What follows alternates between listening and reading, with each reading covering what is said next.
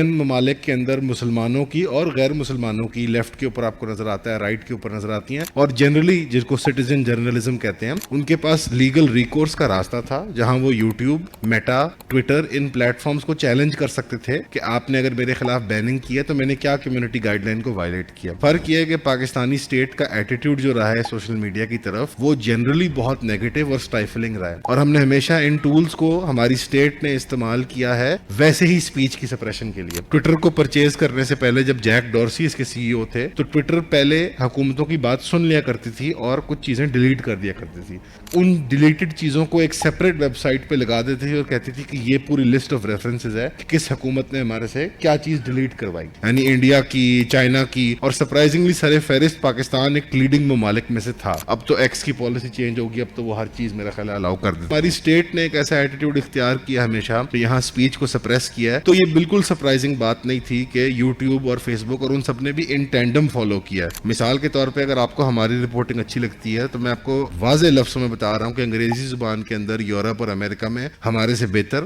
ہمارے سے زیادہ درست نیریٹو کے ساتھ رپورٹنگ ہو رہی تھی, لیکن وہ بین نہیں ہوتے تھے. اور ریزن یہ تھا کہ ان کے پاس لیگل ریکورس ہوتا تھا, ان کے پاس کوئی راستہ ہوتا تھا, اسٹیٹ میکنزم ایگزسٹ کرتے تھے. فار ایگزامپل اگر یورپ میں کوئی بندہ بین ہوتا ہے یوٹیوب وغیرہ پہ تو وہ ای یو لا کے انڈر آتا ہے, اور چونکہ ای یو کی میڈیا سے, کاپی رائٹ سے متعلق قوانین موجود ہیں, فری اسپیچ سے متعلق قانون موجود ہیں, تو وہاں پہ قدرے بہتر زیادہ پروٹیکشنز ایگزسٹ کرتی تھیں. تو this is as much a failure of the algorithm as is our failure. یعنی ہماری ریاست نے چونکہ آزادی رائے کو, آزادی صحافت کو پنپنے نہیں دیا یہاں پہ ان معاملات میں, تو یہ سب سے بڑا فیلئر تھا ہمارا with regards to Palestine. It was not so we did not have infrastructure, we were not ready.